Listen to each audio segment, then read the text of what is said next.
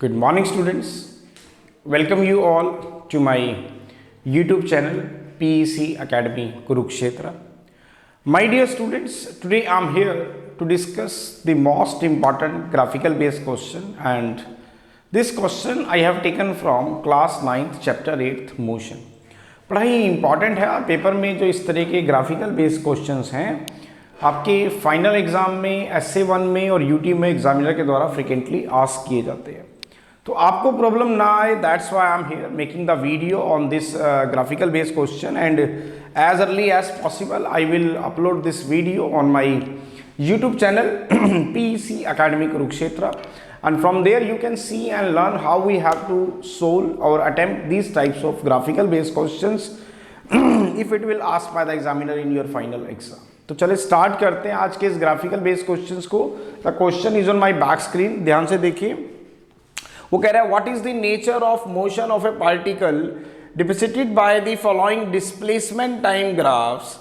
यहाँ पर my dear students आपको 4 ग्राफ दिखाए जा रहे हैं।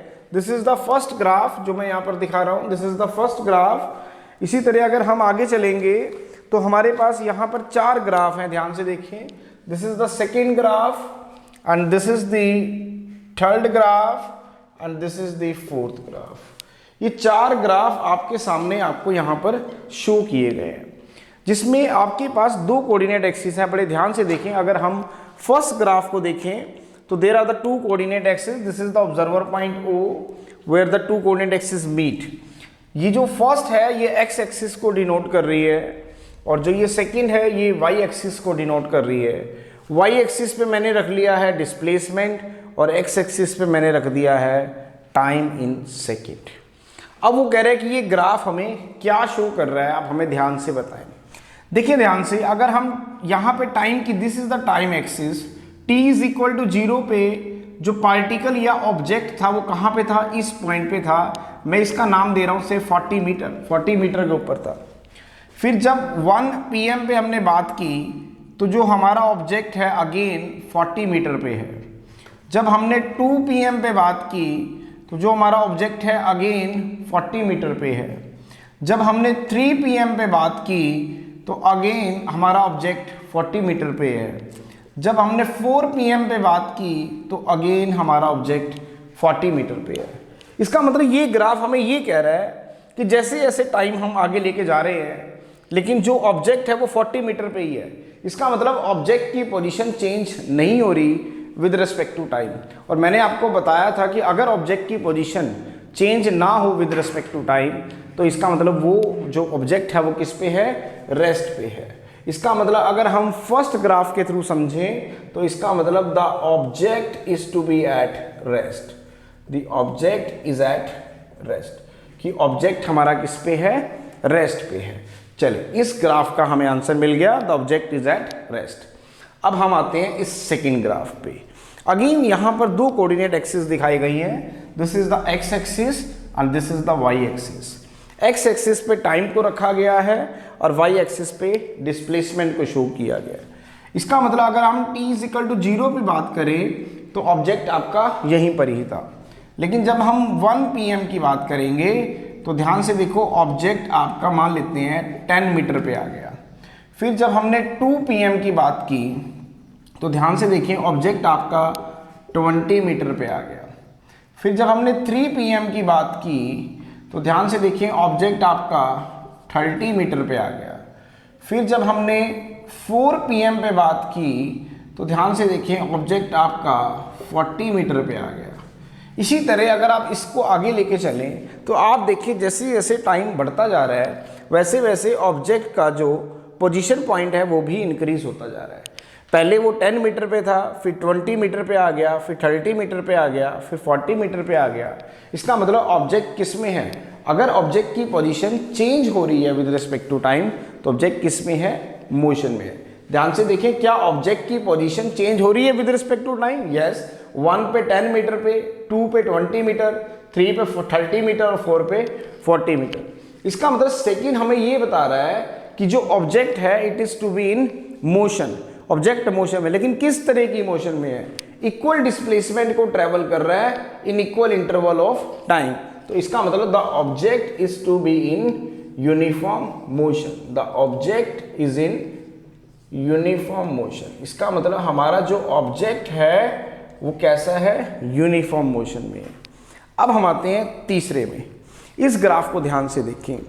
अगर एक्स एक्सिस अगेन टाइम को डिनोट कर रही है, वाई एक्सिस अगेन डिस्प्लेसमेंट को डिनोट कर रही है, और अगर हम बात करें t इज इक्वल टू 0 पे, तो ऑब्जेक्ट है मान लेते हैं 40 मीटर पे। फिर जब हम 1 PM पे बात करेंगे तो ध्यान से देखें, ऑब्जेक्ट आ गया आपका से मान लेते हैं सपोज 35 मीटर पे। फिर जब हम 2 PM पे बात करेंगे तो ऑब्जेक्ट आ गया आपके पास 30 मीटर पे। फिर जब हम आगे चलेंगे तो ऑब्जेक्ट आ गया आपके पास 25 मीटर पे। तो इस तरीके से ध्यान से देखिए, जैसे जैसे हम टाइम को इंक्रीज करते जा रहे हैं, ऑब्जेक्ट का जो पोजीशन लेवल है वो डिक्रीज होता जा रहा है। वो 40 से 35, 35 से 30, 30 से 25 और फाइनली वो कहाँ आ जाएगा, रेस्ट पे आ जाएगा। इसका मतलब ऑब्जेक्ट मोशन में है, ये बात तो क्लियर है, मोशन में है क्योंकि उसकी पोजीशन चेंज हो रही है विद रिस्पेक्ट टू टाइम।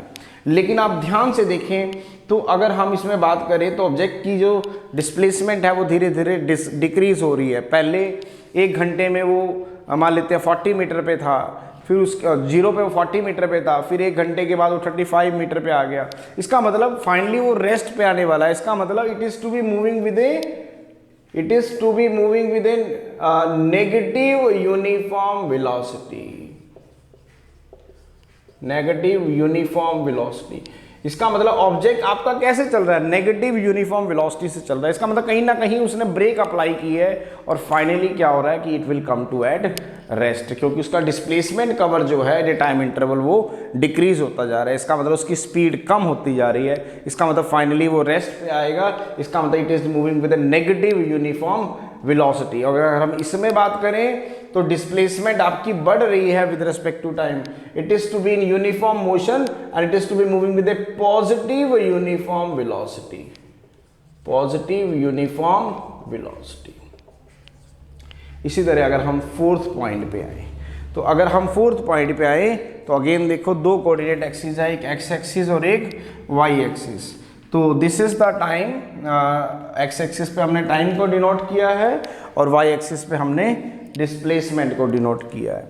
तो अगर हम यहाँ पे बात करें तो देखो जैसे जैसे अगर हम इस अगर हम टाइम इंटरवल की बात करें तो यहाँ पे ऑब्जेक्ट का जो डिस्प्लेसमेंट है वो कम होता जा रहा है, ठीक है।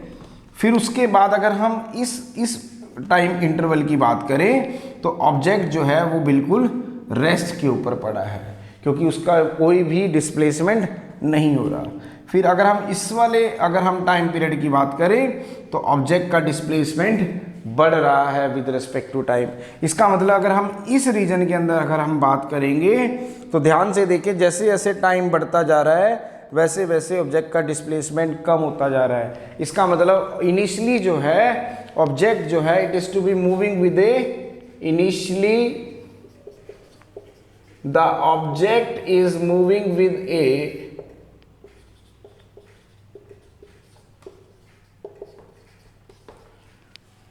negative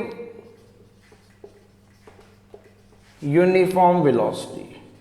इसका मतलब इनिशियली अगर हम बात करें तो आपका जो ऑब्जेक्ट है वो कैसे चल रहा है, नेगेटिव यूनिफॉर्म वेलोसिटी से चल रहा है। फिर उसके बाद अगर हम इस रीजन के अंदर आए तो इस रीजन के अंदर अगर आप फिर उसके बाद क्या है, object is to be at rest. क्या उसका टाइम तो बढ़ रहा है लेकिन क्या उसका डिस्प्लेसमेंट कवर बढ़ रहा है, नहीं। फिर अगर हम इस रीजन में आए the object is to be moving with a positive uniform velocity. इसका मतलब ऑब्जेक्ट आपका कैसे चल रहा है, पॉजिटिव यूनिफॉर्म वेलोसिटी से चल रहा है। So this is the answer of this graphical based question. बड़ा ही इंपॉर्टेंट है और पेपर में जो इस तरह के ग्राफिकल बेस्ड क्वेश्चन है ये आपके डेफिनेटली आस्क किए जाते हैं। तो आपको प्रॉब्लम ना आए, that's why I am here making the video on this graphical based question, and as early as possible I will upload this video on my YouTube channel PEC Academy Kurukshetra.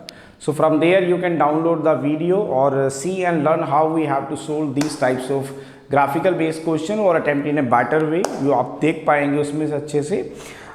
So At last, again I'm saying, if you like my videos, my dear students, if you like my videos, like my work, like my effort, then please don't be forget to subscribe my channel. My channel is PEC Academy Kurukshetra. तो अंत में मेरे प्यारे विद्यार्थियों, अगर आपको मेरा काम पसंद आ रहा हो, मेरे वीडियोस, मेरा चैनल, मेरे एफर्ट्स अगर आपकी प्रॉब्लम को सॉर्ट आउट करने में आपकी हेल्प कर रहे हो, तो प्लीज़ मेरे चैनल को सब्सक्राइब जरूर करें। My channel is PEC Academy Kurukshetra. धन्यवाद। जय श्री कृष्णा, जय गुरुजी।